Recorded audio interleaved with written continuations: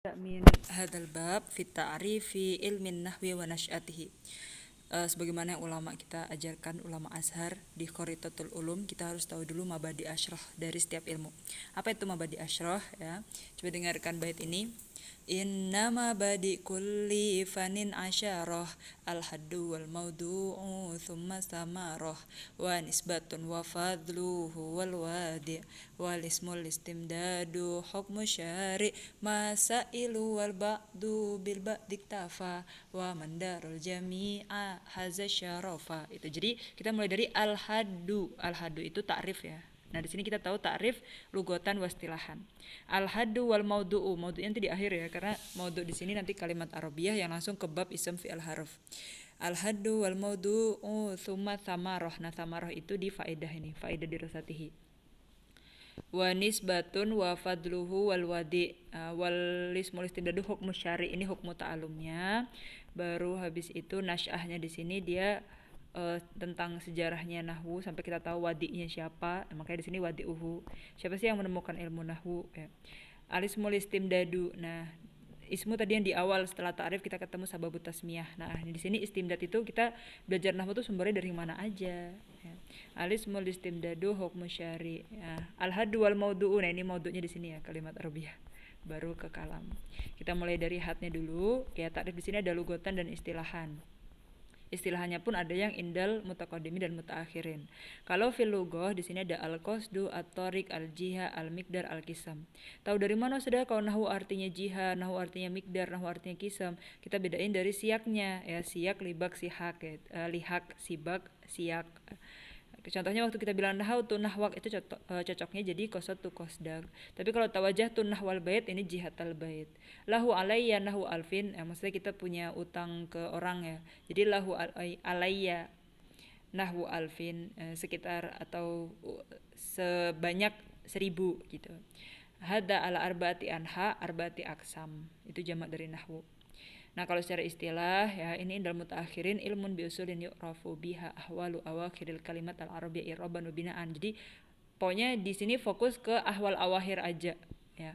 Indal mutaqaddimin ilmun mustakhrajun bil maqayis al mustambita min istiqra'i kalamil arab al musila ila ma'rifati ahkami ajzaihi allati yata'allafu minha. Nah, jadi nahwu di sini kalau inda ta'rif mutaqaddimin punya ilmu yang itu tuh isinya maqayis ya. Maqayis sama kayak qawaid lah, timbangan ukurannya dari kalam Arab.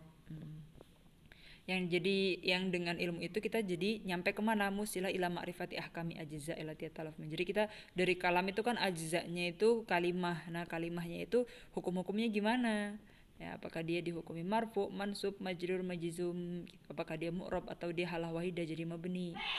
Nah, kalau sababut tasmiyah di sini, kenapa sih nahwu dinamai nahwu ya? Karena nahwu kan yang wadinya itu hilaf ya, tapi di sini yang paling arjah itu Abu Sa'ad Ad-Du'ali. Di sini diperintahkan oleh Imam Ali. Nah, Imam Ali itu berkata gini waktu nyuruh Abu Sa'ad Ad-Du'ali, memerintahkan beliau untuk bikin nahwu unhu hadan nahwa ya Aba Aswad. Nah, gara-gara unhu hadan nahwa, coba bikin yang kayak gini ya Abu Aswad gitu. Setelah udah jadi, baru Imam Ali bilang berkata, ma'ah sana hadan nahwaladina hauta. Artinya istibqa'an lihadal qaul, untuk mengabadikan kaulnya Imam Ali ini akhirnya diberi nama ilmu nahwu. Kita tahu sendiri ya faedahnya nahwu itu untuk saunul lisan anil khoto, biar kita nggak salah ngomong. Karena kalam tanpa nahwu sama aja kayak to'am tanpa milah ya. Al kalam bila nahwin kato'am bila milhin ya, tanpa garam, sayur tanpa garam kalau orang Indonesia bilang. Terus kita jadi tahu dalalah, kita jadi tahu gimana kita biar lisannya bener waktu ngomong, pokoknya biar gak ada lahan. Hukum dari nahwu itu adalah pokoknya biar kita beda ya antara ada dan ibadah, kita harus tahu niat dulu. Kita niat kalau tahu hukum, kita niati belajar nahwu ini karena emang fardu ain. Karena kita itu tolib ilm dan kita akan baca Quran, kita akan mempelajari tafsir, itu wajib banget ya fardu ain kita belajar nahwu. Dan ini juga fardu kifayah untuk orang awam ya. Jadi janganlah kita suruh orang sekitar kita dan nenek tetangga kita bilang wajib ini belajar nahwu, nenek-nenek gitu kan.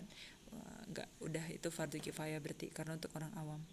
Nasy'atuhu, nasy'ah nahwu di sini kan gini, kalian mikir kok bisa sih orang Arab butuh nahwu ya? Karena emang di sini banyak lahan ceritanya. Contohnya nih ada orang azan ya kan, Islam itu emang pertama turun Makkah Madinah, tapi setelah itu kan meluas, ada di Persia, ada di Syam, ada di Mesir, dan mereka non Arab, mereka bukan natik Arabi.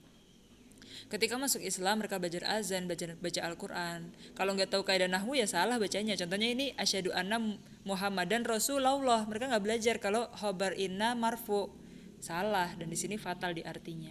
Jadi karena banyak lahan jadi butuhlah nahwu. Wadinya macam-macam ya. Ihtalafal ulama al-mu'arrikhun, banyak pendapat para sejarawan. Yang pertama Imam Ali atau Abu Sa'id Ad-Du'ali atau Nasr bin Asim atau Abdurrahman bin Hermes al-A'raj, ada juga Khalil bin Ahmad al-Farhidi. Tapi pendapat yang rajih adalah Abu Sa'id Ad-Du'ali karena perintah Imam Ali yang tadi.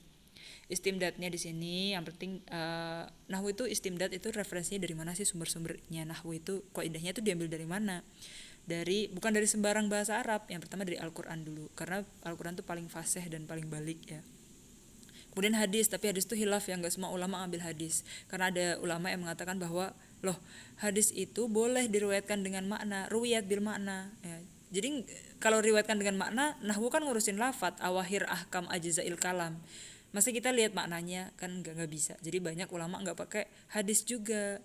Terus ada juga para perawinya tuh orang ajami dan orang mualat. Orang ajami itu orang non Arab, orang mualat itu yang bapaknya Arab tapi ibunya non Arab, kayak gitu namanya mualat.